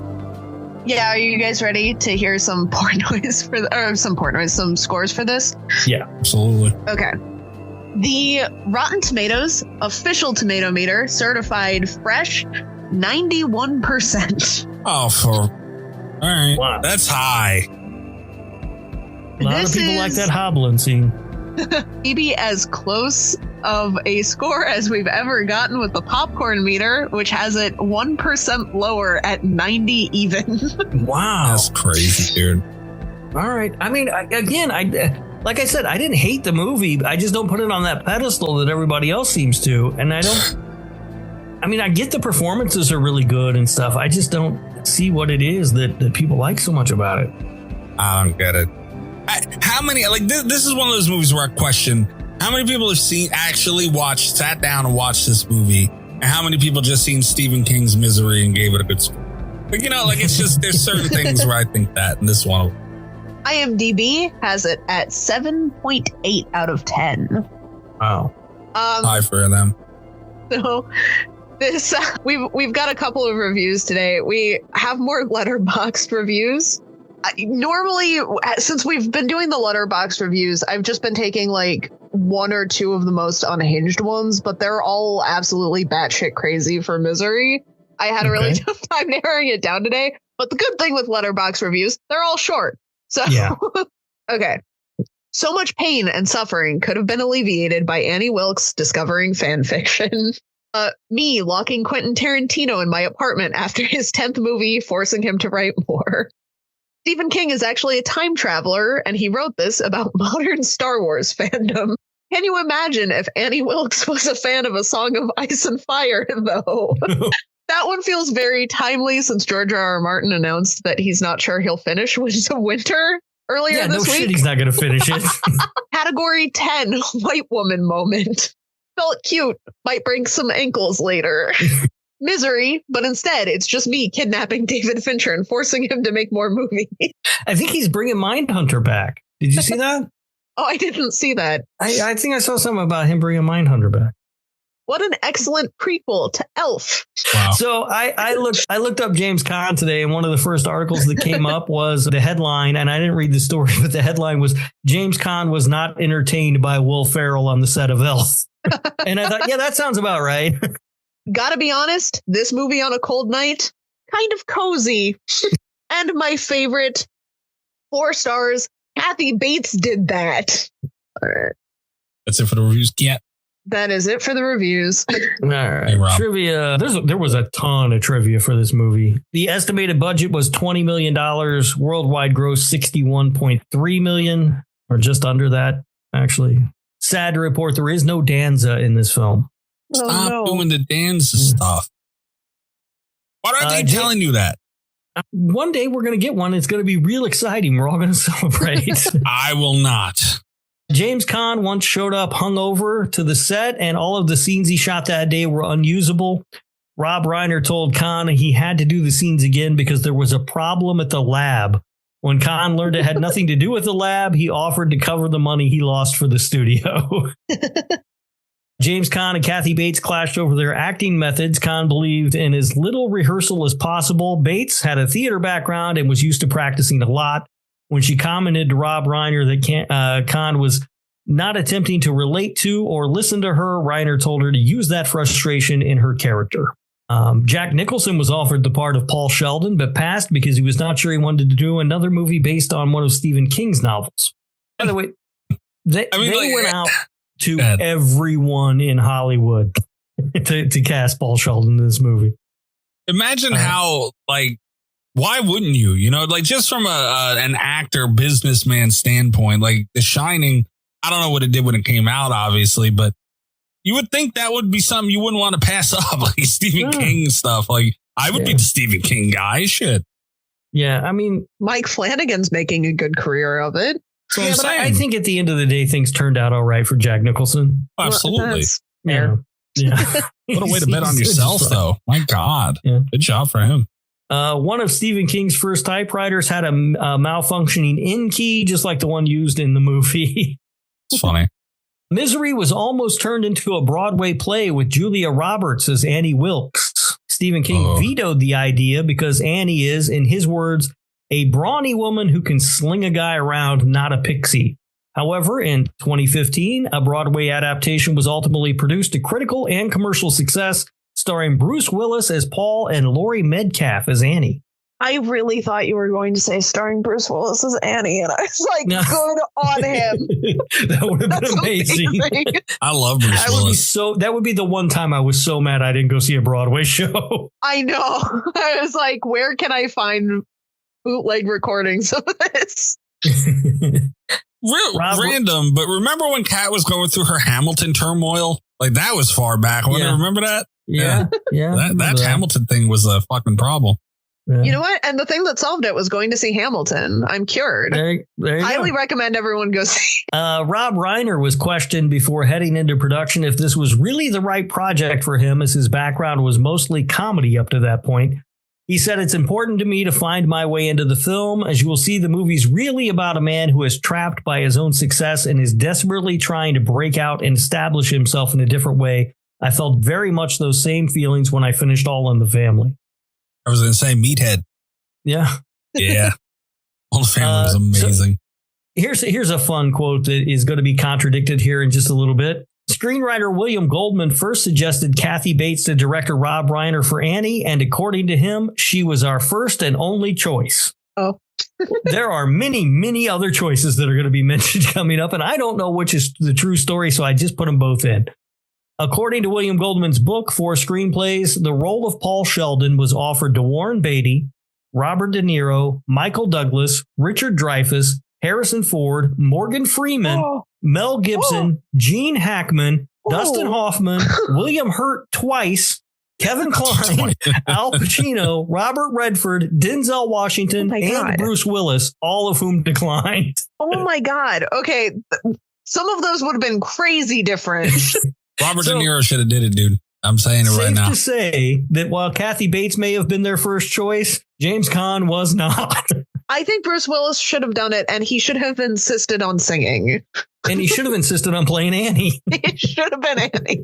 Yeah, there's a lot of off-the-wall choices in there, but I think Washington is really interesting. That'd have been great. Denzel's interesting. Gene Hackman, I think, would have been great. I like Gene Hackman a lot.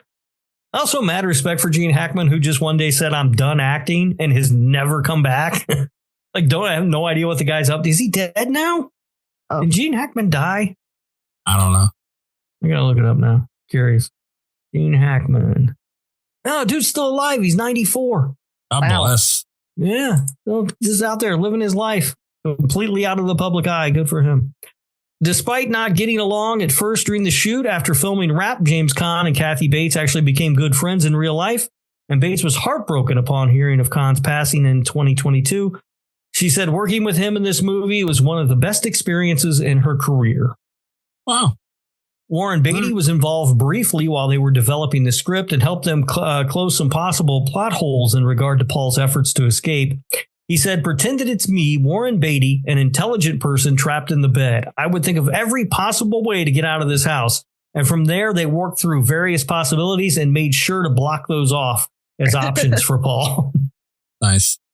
A photograph of a younger Paul Sheldon shaking hands with Queen Elizabeth II can be seen above Annie Wilkes' shelf of misery novels. It's a real photograph of James Caan meeting the Queen at the royal film premiere of Funny Lady in 1975 at the Odeon Theatre, Leicester Square in London.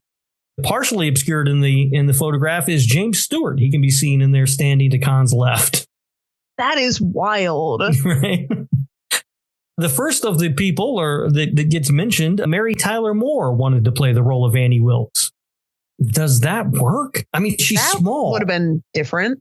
She's small, but I could see her because she's got that very sweet face. And then for her to be like mean, like, I don't know.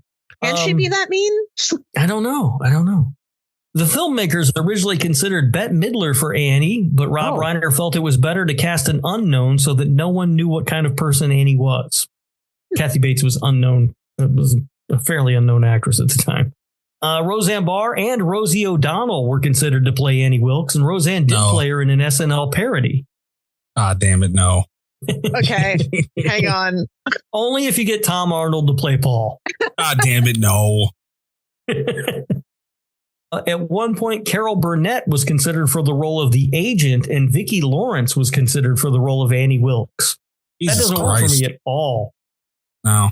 When Kathy Bates picked up her Oscar and made her speech, one thing she said humorously was, "I would like to thank Jimmy Caan and apologize publicly for the ankles." Kathy Bates was reportedly disappointed that a scene was cut in which she kills a young police officer by rolling over him repeatedly with a lawnmower. Rob Reiner was afraid that the audience would laugh at it. Fair. Okay, so it's one of those things where it's like, if they took another crack at Misery, I would insist that scene be there. But I do think it would have been very out of place with the actual version of the movie that they made. Yeah. I kind of want it anyway.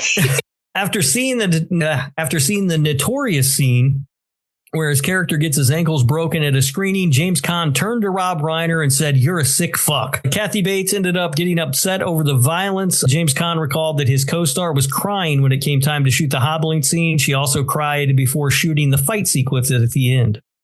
Oh. We're almost done here. Just a few more. Cast and crew were excited for the scene where Paul picks the bedroom door lock and rolls himself out into the house to explore for possible escape options. One of them said, "We had literally only moved like 4 feet, but it was exciting to be shooting something other than that bedroom." So they felt the same way, I guess. Yes, they felt very much trapped. Houston was offered the role of Annie Wilkes. She was interested, but was unable to accept due to her commitment to the Grifters. And then finally, Jessica Lange and Barbara Streisand were also reportedly offered the role of Annie Wilkes. Whoa. What? Trying to get Why? anybody. The Broadway one or like... Listen, I don't know. All right. I don't know. Because the one guy said that Kathy Bates was the first and only choice. And then there's a dozen other people mentioned later. For the record, I think Jessica Lange would have been really good. And it seems mean to be like, Barbara Streisand can't do this. Because I'm sure she could do whatever she wanted to do, but it feels like a weird choice, right? It's hard to see, right? Like it's hard to picture. Like, yeah, but maybe she could pull it off. I don't know.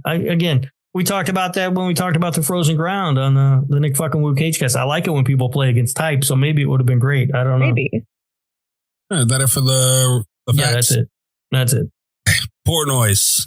Does anyone want to go first? So many more. I imagine. So many facts. Does anyone have their Portnoy locked in? I think I do. I've got mine. Why don't you go first, Kat? I have a feeling you're going to be the highest. I'm going to be the highest on the... It would be very funny if Rob was actually higher than me. It will be funny. It could happen. My score's not as bad as I've made it sound like it was going to be. But I do feel like I'm the highest. I really like this movie. I think it's set the groundwork for King adaptations, even if it's not the best anymore. I think it was like a really solid adaptation of a psychological horror novel. I think the performances are amazing. It's very unsettling for me to watch. The trapped element really works for me. In terms of plot and themes, I think this movie's incredibly ahead of its time. It has some pacing issues, but with that in mind, I gave it an 8.3. Damn. Oh, all right. Okay. I agree with Kat about the pacing issues. I think that this movie is pretty close to being the classic that everybody says it is. It's just missing something. And I don't really know what that something is. It's hard for me to identify, to figure out what it's missing. I just know it's missing something because it didn't pull me in the way that honestly it should have, because it's a great story. It's got great performances. And the only thing I keep coming back to is just how plain it is to look at. Like there's just nothing exciting on the screen for the vast majority of the movie. There are shots here and there, but for the most part, it's just really dull. And so I didn't hate watching the movie. It's not something that I'm going to revisit anytime soon. I didn't feel like I could give it an approved score, so I gave it a 7.2. All right. I don't know yet because I have a score in mind. I was kind of hoping Rob would go higher. I don't know what this is going to do. It's an incredibly made film from a technical aspect. Agreed. No arguments firmly, but that's true. It's so fucking boring to watch though. And it's hard to get by it. I give it a 6.4. Oh boy. Ooh, Mikey. Yeah. Movie's not approved. It's landed at a 7.3. God damn it, Mikey. Short from the 7.5 required. Yeah. Mikey, urban legend, this one. I did. Stop trying to act like I did what you did. You know what you did, and nobody else has done that shit, and it was fucked up. Even if I gave it a 6.6, it wouldn't have did it. It would have had to be a 6.8, I believe. No, wow. 6.9. Nice. Yeah, no, it's not getting that high for me. You guys got to admit, for what I said about this movie, 6.4 is not bad. I will say, I was worried you were going to go lower. I expected you to be lower than that. A 6.4 still feels low to me, but it's lucky I got there. Yeah, I was braced for worse. For a movie that I did not enjoy watching, 6.4 is not, but like I really didn't enjoy watching this movie. I would rather sit through Rings again. Challenge accepted. Bet. Chris, do what Tasha was supposed to do last week. Mute your podcast real quick. That's not saying that Rings is better by any stretch of the imagination. The movie sucks. At least there was something to look at. Stephen King fan that listens to us. Oh boy. Whoever you are, I want you to pay attention to what Mikey just said. That Rings is better than Misery. I did not say that. I said I would rather sit through Rings. Mikey Bonez. I would, man. It's like, but Rings also, I gave a 1.6 as a score. This is 6.4, but because I can appreciate a lot of things that were done, it just wasn't for me. And a lot of the things they were going for the fear aspect and that uncomfortableness and everything they were trying to do missed for me. Yeah. And that's going to be the result. This movie's going to stick with me for a little bit because I'm going to be trying to figure out why it didn't work for me as well as I think it should have. Because on paper, this movie should have been right up my alley. But it just, for whatever reason, it just didn't all come together. It just didn't quite work as well as it should have for me. Which, is unfortunate because you want to love everything. Yeah. No. I'm good with not loving this one. That's fine. Yeah, it'll stick with me for a while to try and figure out exactly what it was missing. And I think a lot of it is, like we talked about, just the degree of difficulty in making this movie, like telling this story. Like, how do you do that? Yeah, and I don't think they answered it perfectly, but I think it was like a good attempt. I think it was solid. Right.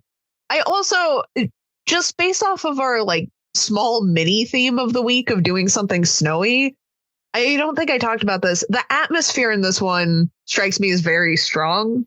I feel the snowstorm. We don't spend a lot of time looking at the snowstorm, but I felt very cold watching this, That's fair. Yeah, I can get that. I mean, even that bedroom seemed kind of cold. Yeah. Yeah. Seemed boring too, but yeah, I agree. That's what I'm saying, man. Technical aspect, dude, they nailed it. They truly did. I would never ever dispute that.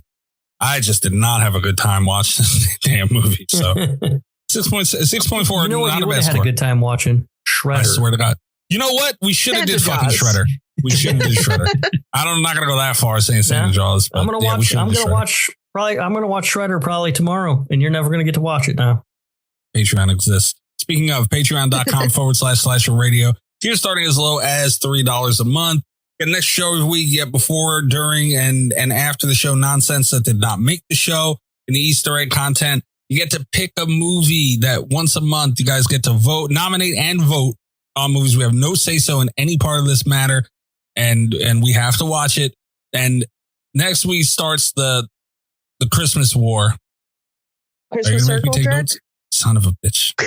Take a note there that I didn't say it that time. I do. Every time I do it now, from learning from the past, I have to note who did it because I went through and I just bleeped like one or two and I forgot it got said again. So yeah, I do have to know Cat's name on that one. Mikey, I'm sorry. I shouldn't have said Christmas Circle Jerk. It's the holidays Circle Jerk. We're non-denominational. Right. Yeah. That is a good point. We got to make the Circle Jerk more inclusive. Yeah. Oh, Rob. Alrighty. But so the patrons next week, they get to nominate their holiday movie, and the week after that, we'll nominate ours, and we'll let the scores show who won. You know that meme that's going around right now? The like, what's your most woke opinion? Can you imagine responding to it and being like, I've stopped saying Christmas Circle Jerk? Unbelievable. You can also follow us on YouTube, TikTok, and I think that's a Blue Sky and Twitter @/radio. And I'm at Mikey's Dead on Twitter. And I think Blue Sky too is the same handle. So if you want to follow me there, go for it. If not, that's cool too. Rob, where they find you? I am at Radio Rob 123 on Blue Sky. You can find me over there. And you can listen to the other show that Cat and I do together, the Nick fucking Woo Cage Cast. We just released our episode on the Frozen Ground. with our friend Amber. And coming up, we have an episode on, what's it called? Joe? Yeah, Joe. That'll be coming out soon. And apparently, and I did not know this, but apparently we have a link tree that you can check out. Yeah, you can. Yeah, real excited about that. Amber was great too, by the way, on the Nick F and Will Cagecast. Amber's always great. Amber's always the best. Slasher Radio Hall of Famer. Yes, her and Al Bundy. Yeah, and Bobby Spitzer. Bobby Spitzer, yeah. Speaking of Amber, I didn't make it all the way through my fourth drink, but I will say it's a lot stronger than the first 3 drinks. I would recommend adding 2 or 3 shots of vodka to your dirty Dr. Pepper. Amber trying to kill Cat. Also, like, one of the saddest things that has ever happened in like the lore of this show. This show has so much lore. And in the lore of the show, honestly, the thing that I look back on and kick, but not even myself in the ass, I want to kick Cat in the ass for this. When Blue Sky started, remember, and it was invite only, and you had to like wait to generate enough invites. I wanted so fucking bad to make Radio Rob 123, and Cat gave you an invite. Cat, honestly, I will never forgive you for that.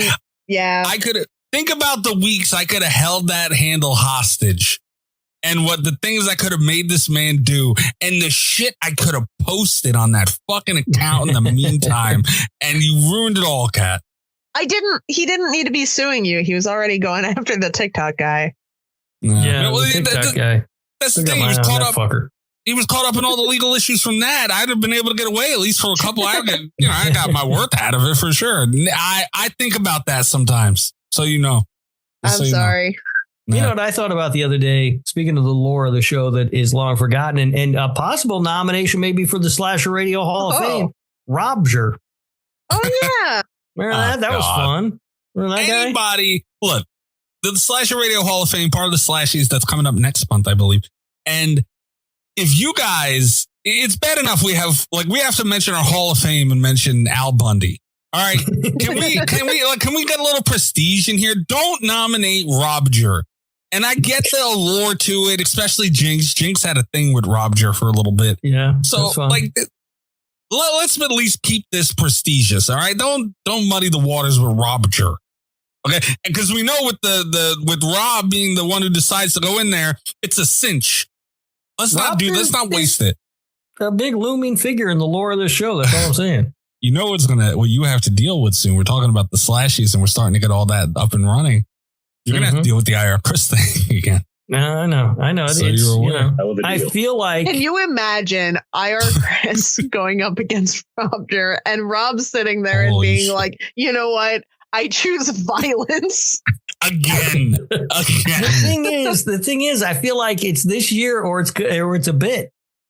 It's one or the other. The stakes are really high. The stakes are real high, and I don't know what's going to happen. First of all, he's got to get nominated. Oh, yeah. As soon as I post it.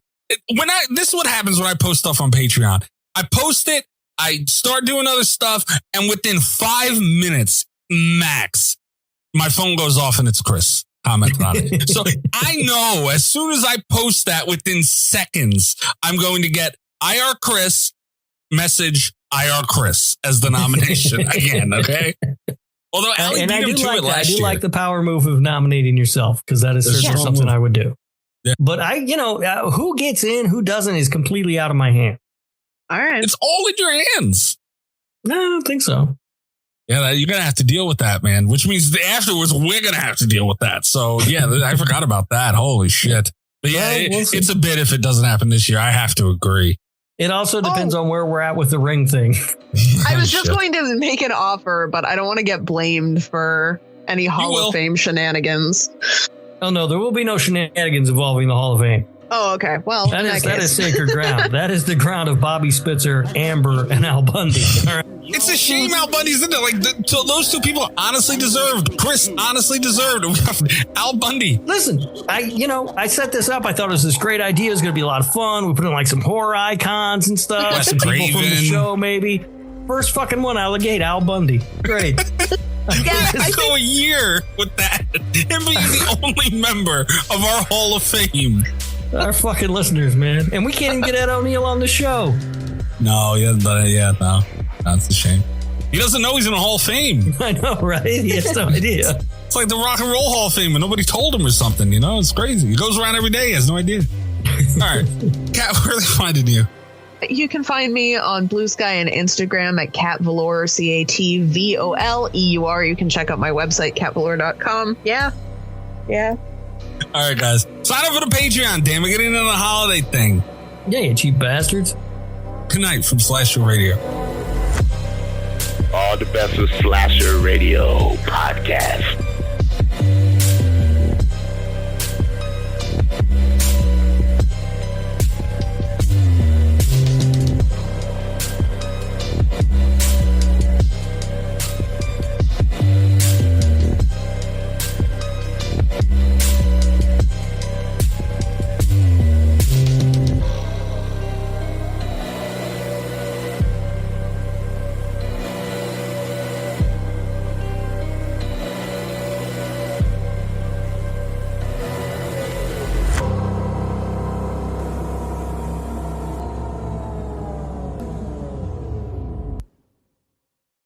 If you're a podcast host, listen up, this one's for you. My name is Allie Jackson. I'm the host of Finding Mr. Height, a dating and relationship podcast that I've been doing for 4 years now, sharing my positive and practical approach to dating that's built on my own life experience. And I wanted to share another experience that I've had, my secret behind monetizing my show. It's called Red Circle, and I was just telling my colleague about how much I love their platform. With Red Circle, not only am I getting a seamless hosting experience, but I also love the support I receive in ad sales. It's not just typical ad sales either. It's targeted opportunities based on my show and my life. And the platform is super simple. You just set your preferences and Red Circle matches you with sponsors that align with your show. You can vet every opportunity and their platform gives you great analytics. More recently too, my Red Circle team has brought me opportunities outside of my podcast on social media to really augment the podcast partnerships, bring them full circle. I just can't recommend them enough. If you want to give it a try, go to redcircle.com to get your free trial. That's redcircle.com for a free trial.